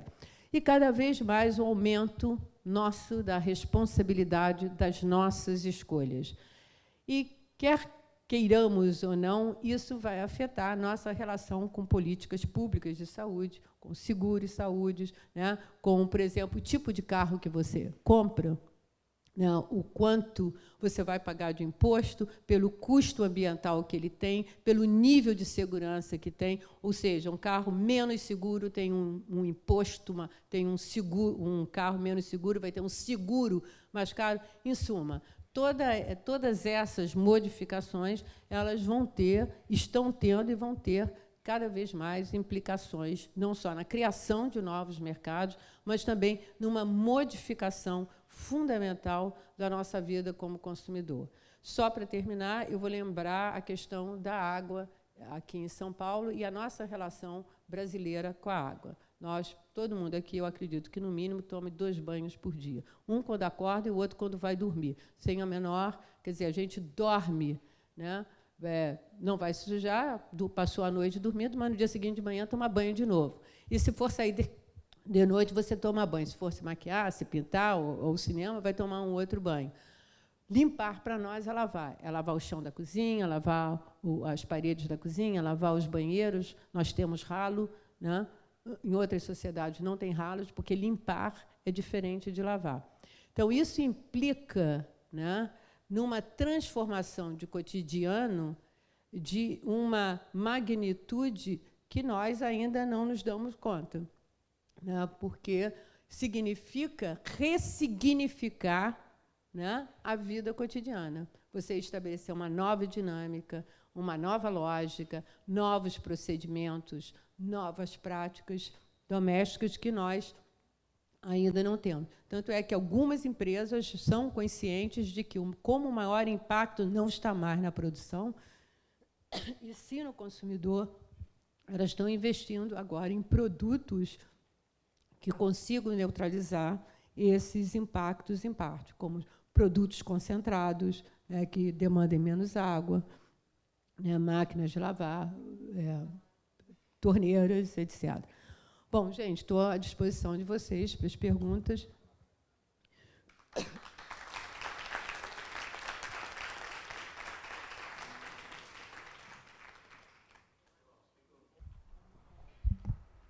Boa noite, meu nome é Gilberto e Oi. eu estou aqui. Estou aqui. Eu fiquei bastante impressionado com a forma com que você colocou vários pontos, e eu também tenho alguns questionamentos com relação à relação de consumo no varejo. Então, eu gostaria, se você pudesse comentar 2 especificamente, que eu vou citar, que é a loja digital ou virtual e a loja física, e a mudança dessa relação de consumo. Você chega hoje nos Estados Unidos e você vai procurar uma câmera vermelha e ele só tem a prateada, e aí você fala, mas e a vermelha? Ele fala, você compra no site. E você não tem dentro da loja, você está checando o seu celular, o seu tablet, e está comparando preços, né? Então, essa relação de consumo. E a outra questão que eu queria te colocar é sobre a relação das mídias sociais e o impacto nisso no consumo hoje, porque com a difusão da informação, com a integração dos usuários, a coisa do usuário não ser mais único comprando e ser em grupo, ou pensar em grupo sobre um determinado produto, marca, ou como consumir. Vou começar pela última, né? Daí, essa possibilidade de você agora dividir claramente entre consumidor e produtor, é o chamado consumer, né? Não só produzindo em grupo, né, vários consumidores produzindo em grupo, mas também comprando em grupos, é o que se chama economia de compartilhamento, né? Essas são coisas que só se tornaram possíveis porque você tem uma tecnologia digital, mas também por uma mudança, né, na sua capacidade de adquirir informação e de poder sobre essa informação. Com as mídias digitais, eu acho que aconteceu um fenômeno para todas as empresas, que a crise se tornou permanente, né? A crise era alguma coisa que acontecia, né, e você tinha um gabinete de crise para resolver. Hoje, eu não sei se vocês se lembram desses programas que tem Big Brother, né, em que várias empresas financiam diferentes produtos. E tinha um produto que ela estava fazendo um caldo de galinha, né, utilizando um caldo de galinha que não era o da empresa que patrocinou. E ela estava dizendo, olha, a empresa está financiando aqui e eu estou cantando a musiquinha do outro, né? À meia-noite, a diretora de marketing dessa empresa financiadora foi acordada, né? E ela disse, olha, não faça nada, porque no mundo digital, quanto mais você faz, pior é, né? Porque a rapidez com que se processam as informações e os eventos fazem com que aquilo que é o presente de hoje já é passado no dia seguinte, né? E a pessoa está envolvida com tudo que é unbranded no mundo digital é o que tem valor. Tudo aquilo branded, no sentido de conhecido, perde valor. O que eu quero dizer com isso? Você tem, hoje em dia, uma sociedade que está num processo de alteração, né, de modelo de relacionamento social e econômico muito grande. Você tem agora pessoas financiando startups de assuntos que elas nunca ouviram falar, né, através do mundo digital. Aquilo que eu acho que o maior impacto disso, eu acho que é impossível dizer, mas é a abertura de possibilidades que surgiram, tanto em termos de consumo como em termos de produção. Qual é o impacto, por exemplo, que você tem como uma economia de compartilhamento, né? A economia de acesso não foi tão grande assim como se imaginava, né? Alugar o carro ou alugar a bolsa Chanel. O importante não era você ter acesso. Não funcionou muito. Mas como vai funcionar essa de compartilhamento? Eu não sei. Eu acho que vem coisas extremamente difíceis de imaginar. Eu não teria nenhuma ideia. Eu vivo quebrando minha cabeça, mas ainda não consegui discernir nenhuma orientação. Eu acho que, levando a sua pergunta anterior, eu acho que eu tenho uma coisa importante, essa noção de que você não encontra mais nas lojas. Aí tem dois movimentos. Tem aquela que produz a loja conceito, como Sony, né, em Berlim, é uma loja conceito fantástico, que você experimenta tudo, como aquela que diminui seu estoque, né, e que você tem acesso, né, apenas digitalmente. Só que as tecnologias digitais elas estão indo em direção à terceira dimensão, que daqui a pouco a experiência do tom do vermelho, né, da roupa, uma coisa que eu achei que dificilmente ia ser um sucesso, que era a roupa, está sendo um sucesso, né? Eu imaginava que você ia querer ver, porque tem uma noção de cair bem. Não é o grosso do comércio ainda, mas, sem dúvida nenhuma, já é uma parte significativa, porque, inclusive, no site, por vezes, sai mais barato. Então, você adicionou uma nova atração. E as compras compartilhadas, que elas permitem acesso a grupos da sociedade, como um todo, tanto aqui como nos Estados Unidos, etc., a determinados produtos e a determinados ambientes, como era o caso, principalmente de restaurante, que elas individualmente não conseguiriam. Então, você tem também uma democratização, num certo sentido, do consumo. E aí, se é positivo ou negativo, é uma coisa que cada uma aí vai avaliar, né? Mas eu acho que tem sido uma coisa muito positiva, no sentido que, ao mesmo tempo, você passa a ter um compartilhamento de experiências mais amplas, mas, ao mesmo tempo,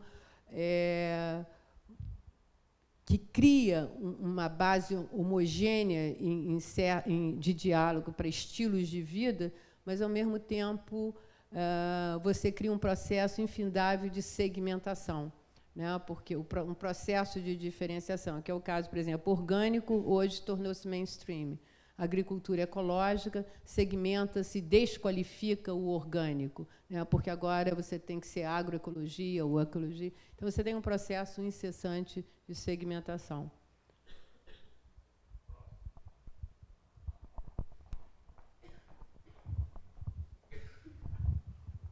Bom, professora, primeiro, parabéns aí. Obrigado por brindar-nos aí com essa palestra, que foi realmente muito boa. Também 2 pontos. Um que você colocou foi a questão do valor de origem como fruição, né, até com o slogan "At the Service of Your Majesty". E a gente está vendo que tem alguns casos no mercado hoje brasileiro, vou citar 2, para ficar nos exemplos, do Suco do Bem e da Dileto, né, que eles estão exagerando tanto nas histórias que a mídia já foi em cima investigar e as histórias são falsas. A Dileto fala da questão do nono que trouxe a receita e tal. Não existe. Existe o nono, mas ele não trouxe a receita da Itália, como foi anunciado. O Suco do Bem fala das frutas sempre fresquinhas que são coletadas numa fazenda tal de São Paulo, que na verdade não é isso. Eles compram de fornecedores que vendem para outros sucos iguais que estão no mercado. A pergunta é, eu fico frustrado, né? Eu já começo a olhar para a marca como algo que tá contando história que não é verdade. Como é que a senhora vê, como é que você vê, sei que você não gosta de chamar de senhora, então, como é que você vê esse movimento, né, do storytelling, mas de uma forma que eles estão pintando demais, aí, dourando demais a pílula e não está fechando com a realidade?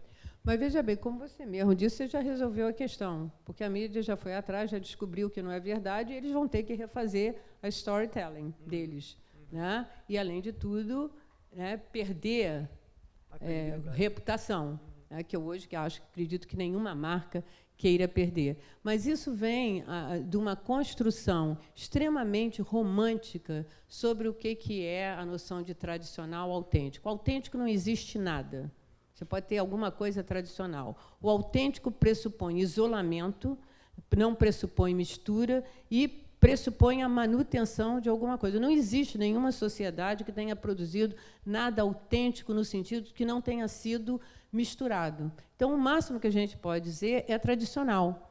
E o tradicional ganhou um valor justamente porque você tem, ao lado dele, uma crítica ferrenha à sociedade contemporânea de consumo, onde tudo é ruim, né?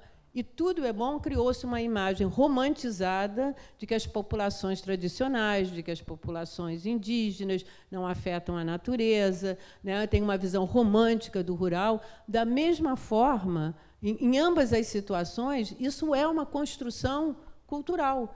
Não existe nenhuma sociedade que tenha essa dimensão, né, essa dimensão romantizada que se preferiu fazer. Então, hoje em dia, a gente usa a invenção da tradição. Hoje, nós estamos inventando tradições que não foram. Por quê? Ter uma tradição é uma qualidade do produto.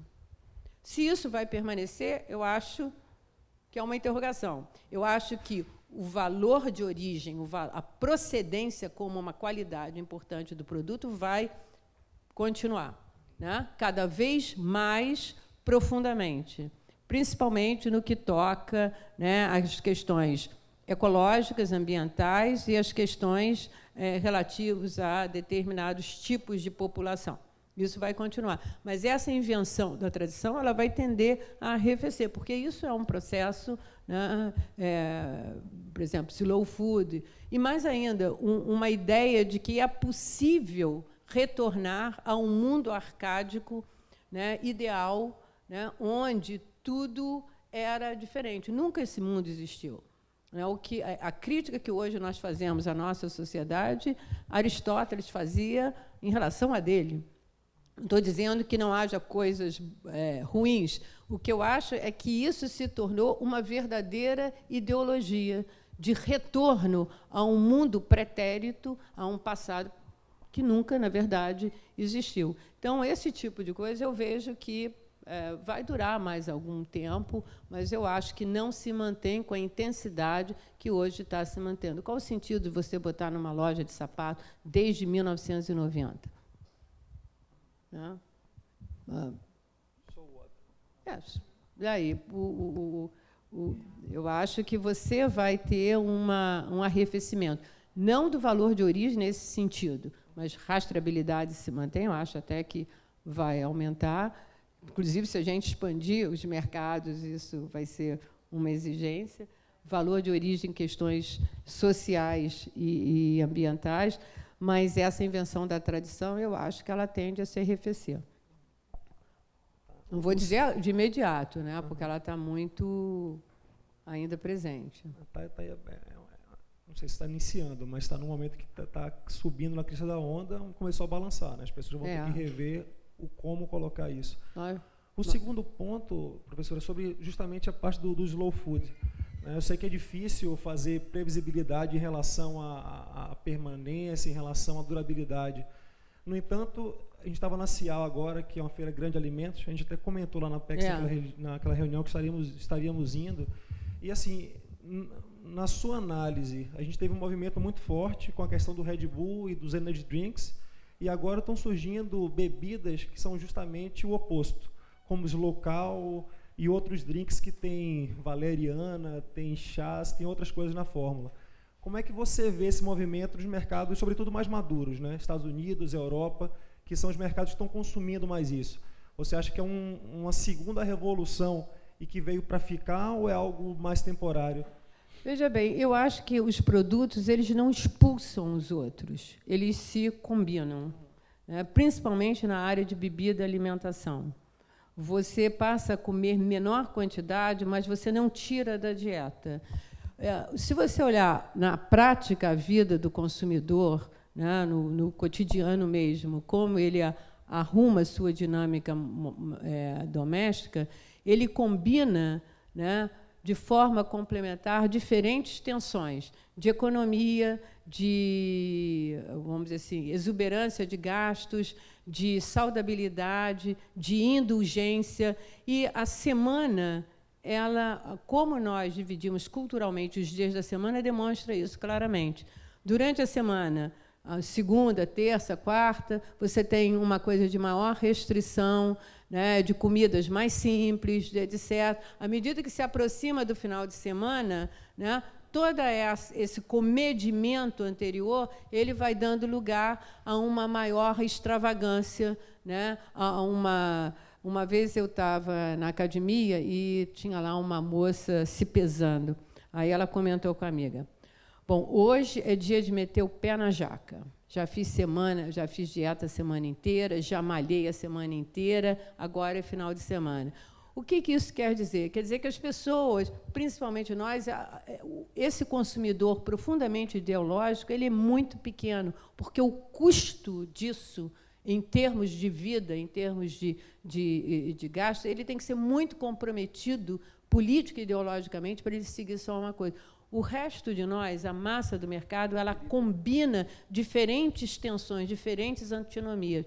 O nosso prato hoje, o nosso guarda-roupa, a nossa casa, é uma verdadeira campo de batalha, né? Quer dizer, eu posso comprar esse sofá, mas o sofá não é de madeira certificada, então ele é mais caro, mas, ao mesmo tempo que a madeira certificada ficou mais cara, as demolições passaram a ter um papel mais importante, teve até uma tendência decorativa de móvel descascado, de demolição de móvel velho, etc. Então, o consumidor mainstream, ele não adere a nenhuma dessas coisas, ele combina. Professora, muito obrigado. Assim, informações bastante úteis e eu confesso que a senhora deu alguns nós na minha cabeça.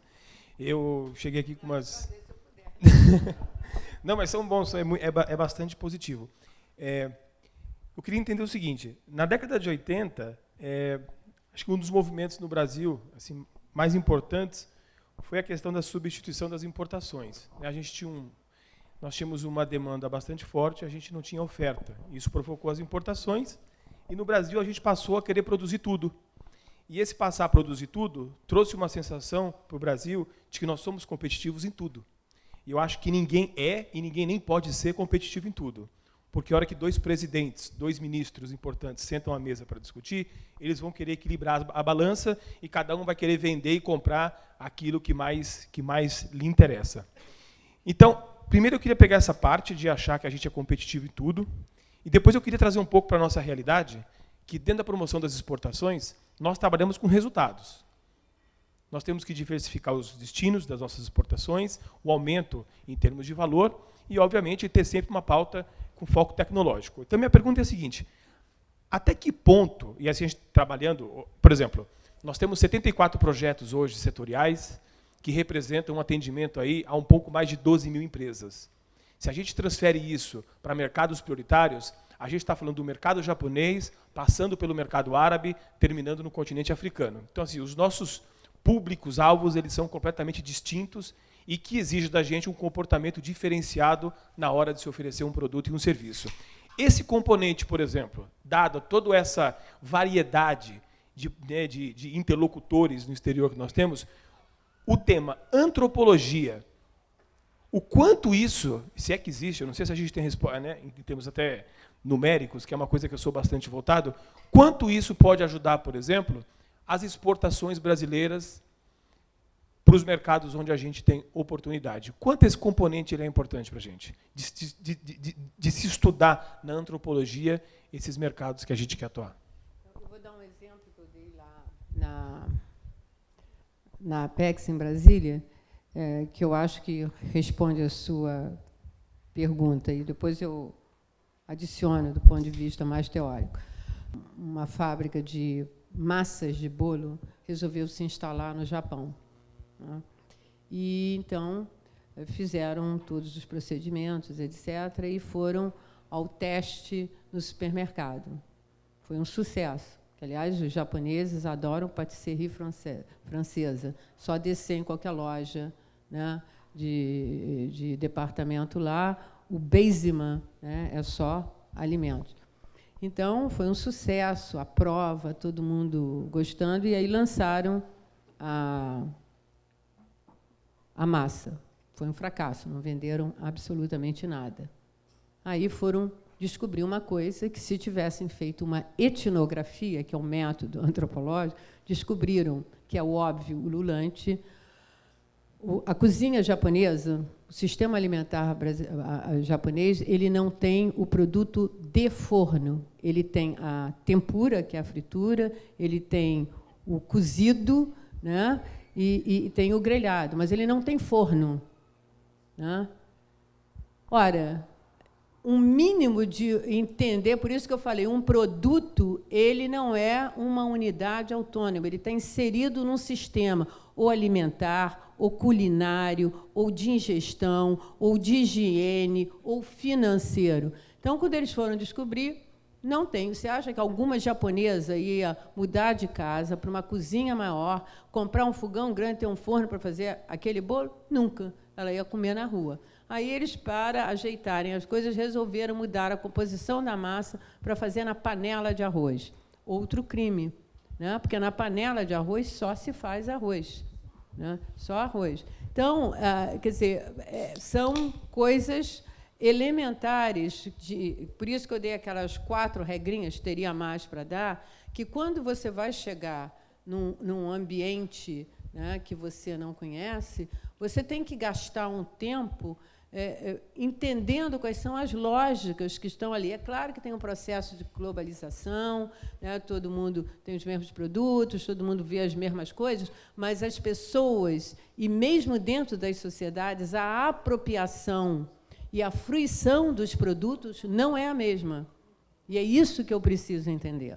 Então, antropologia, ela, a posteriori, ela sai muito cara, porque você já estigmatizou o produto, né? Você já comunicou errado. A melhor coisa não quer dizer que ela seja uma receita 100%, que ela vai te levar a nunca errar, mas ela, pelo menos, vai evitar que você erre menos, porque ela vai te fornecer, né, alguns instrumentos básicos, como é que se eu tenho uma comida, como é que essas pessoas comem, o que elas comem, de que forma elas comem, como é que elas ingerem, na companhia de quem se come, né?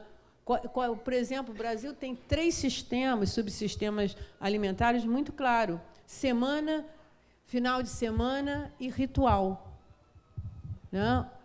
E rituais coletivos e rituais individuais, onde a forma de comer, o que eu vou botar na mesa, a maneira como eu apresento a mesa, quem vai estar presente, são inteiramente diferentes. Então, quando eu tenho, né, chega Natal, eu tenho que saber o que comunicar. O Japão tem 3 ocasiões no ano de presentes. Eles dão presentes que nós nunca daríamos. Por exemplo, eles sempre deram muita comida. Agora, no Brasil, comida é possível dar, né? Mas antigamente, você receber um cacho de banana ou um melão era uma ofensa, né?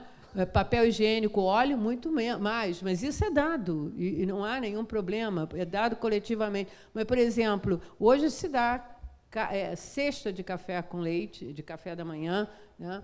Café com leite é um hábito específico, né? Você dá uma cesta de frutas, porque é possível, mas você não dá um saco de arroz com feijão, né? Você ainda não dá, pode ser que venha a dar, mas ainda não dá. Então, da mesma forma como aquela gramática do presente, né, eu posso dar... um chefe não dá o mesmo presente para a secretária que ele dá para sua filha, né, e dar presente para a secretária é uma coisa que tem que ser muito impessoal para não levantar. São regras que se sabem. Então, quais são as lógicas? Isso é fundamental. Se você não faz esse mapeamento, eu acho que você tem grandes riscos de você cometer um erro que você poderia ter plenamente evitado. Por isso que aquelas 4 regrinhas, elas são portáteis, levar no bolso, onde eu me insiro dentro disso, que significados possíveis o meu produto pode ter para ter um valor econômico, né? E qual é a moralidade da compra, qual é a moralidade desse mercado, quais são as justificativas, porque elas estão lá, e saber que tudo ali não existe nada genérico, tudo é específico e particular. Por exemplo, indústria de turismo aqui no Brasil, comparativamente, né, adaptada, né, ao universo feminino ou a determinadas sociedades, é absolutamente inadequada, né? Você entra, por exemplo, num hotel aqui no Brasil, hotel de luxo, você pode encontrar tudo que um homem deseja, mas nada que uma mulher deseja, né? Quer dizer, ou seja, as mulheres hoje... A mesma coisa numa classe executiva de uma companhia aérea. Você tem barbeador, eu não imagino que nenhuma mulher vá raspar a perna no avião, dentro do banheiro do avião. Você tem loção após a barba, né?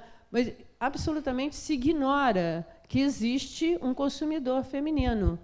Os banheiros, né, de shopping é a mesma coisa. Nunca nenhum daqueles arquitetos pegou uma bolsa de mulher e pesou para ver o que a mulher carrega na bolsa. Então, põe um ganchinho assim, que na primeira semana quebrou, porque não corresponde. Põe uma porta que se junta ao final do vaso sanitário, que não imagina que a mulher com filho, ela tem que levantar a criança, porque a brasileira não senta o filho em privada fora de casa, ela tem a sacola da compra, ela tem a bolsa, quando ela vai lavar a roupa, ela vai lavar a mão, a pia está toda molhada, ela não tem onde descansar. Ou seja, isso se chama fazer uma etnografia básica, saber como as pessoas usam um ambiente, ou o que um determinado sexo usa no avião, né? Ninguém tem um pé daquele tamanho, você tem como saber de antecedência o seu público feminino. O máximo que eles fizeram foi colocar um banheiro feminino na parte de fundos, né? Uma empresa, né? Então, isso é o exercício básico, que se chama etnografia. É um exercício de observação e de participação, né? Se você tem a oportunidade de também experimentar, né, aquela prática, é muito bom. Agora, é um método invasivo, sem dúvida nenhuma. Você tem que, para diferentes segmentos sociais, tem que ter diferentes estratégias de abordagem. Classe C, classe T, fácil acesso. Classe A, B, difícil acesso. Como você acessa, você tem que ter uma metodologia mais de bola de neve, que você envolva por amigos, etc. Agora, o custo que tem é relativamente muito pequeno em relação aos benefícios aos erros que, eventualmente, você pode evitar de trazer. Eu achei tudo bastante explicativo. E eu sinto um pouco, pelo menos na cultura brasileira, de forma ocidental, hoje, a unidade familiar, essa mudança da unidade familiar. Né, vamos pensar em habitação. Há 20 anos atrás, o conceito era ter uma grande casa. Hoje em dia é comprar um loft num lugar badalado.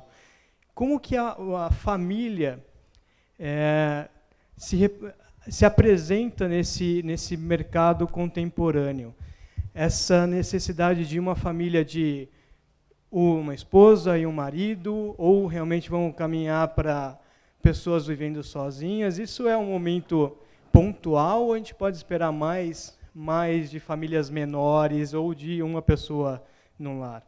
Está saindo um livro, semana que vem ou na outra, Arranjos Familiares do Brasil, feito por uma demógrafa do IPEA, né? Que ela justamente ela analisa as tendências dos arranjos familiares no Brasil. Então, o que tem no Brasil? Primeiro, o que nós vamos estar chamando de família?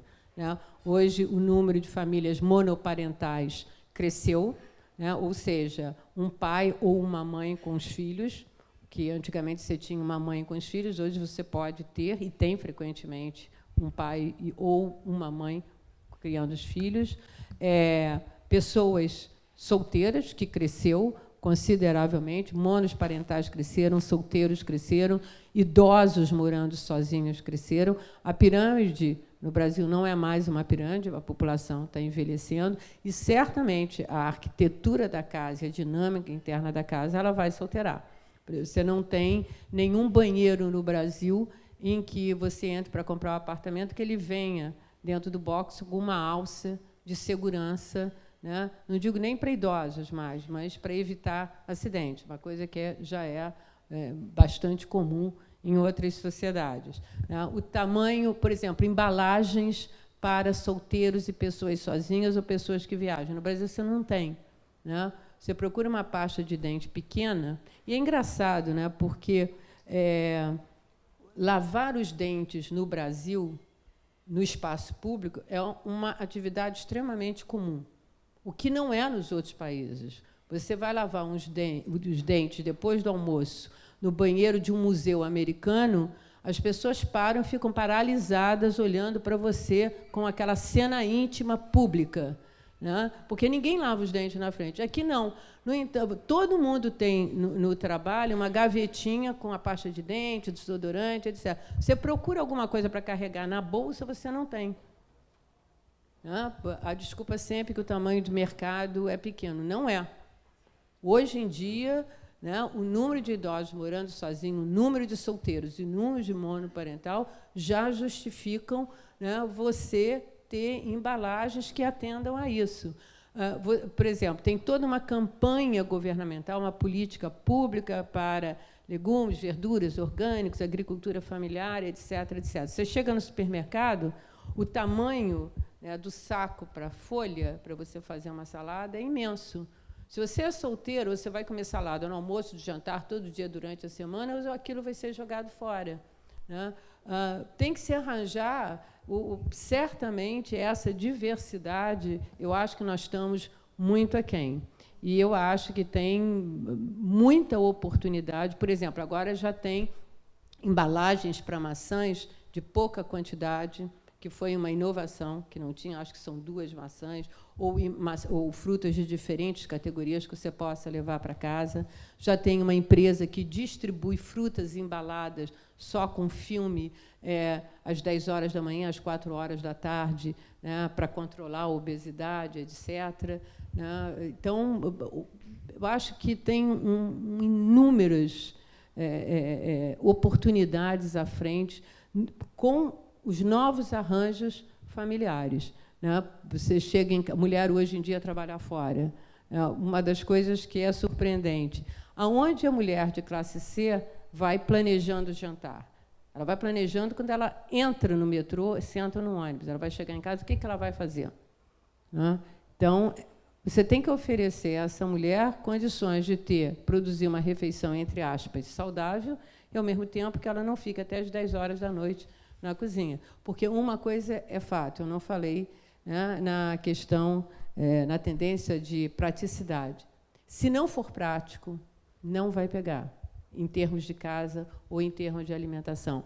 O maior valor, nós fazemos uma pesquisa, eu e a Toledo Associados, com 10 cidades brasileiras com mais de 1 milhão de habitantes, 3.000 questionários respondidos face a face e 300, 400 pessoas em grupos focais, né, sobre a dinâmica da casa. O perfil que você traz, aí nós fazemos várias baterias de questões para ver os perfis das pessoas em termos de saudabilidade, em termos de sustentabilidade. Sustentabilidade ainda é um dos mais baixos, mas praticidade é o primeiro, em todas as áreas de dentro de casa. Por quê? Porque você tem uma situação de 2 horas indo para casa, 2 horas voltando para casa, e essa mulher que planeja o seu jantar no metrô, no ônibus, ela transformou o hambúrguer, que era um item congelado, que era um item de lanche, na mistura, na carne da noite, porque é a coisa mais fácil de fazer, né? Que, do ponto de vista, né, de saudabilidade, não seria a coisa Mas você tem que oferecer já alguma coisa, um pré-serviço, né, nos produtos. E isso nós temos, eu diria, quase zero. Né? Em 2050, todas as sociedades do mundo estarão idosas. O Brasil, até 2020, ainda está naquilo que se chama janela de oportunidades, onde você ainda tem uma população jovem, mas essa janela se fecha em 2020. Né? E nós não aproveitamos ela. Né? Vamos ter consciência que não aproveitamos. Nós, em 2050, até as populações jovens da África estarão idosas. E o Brasil já estará idoso, né, a caminho de ser idoso há quase 30 anos, em 2050.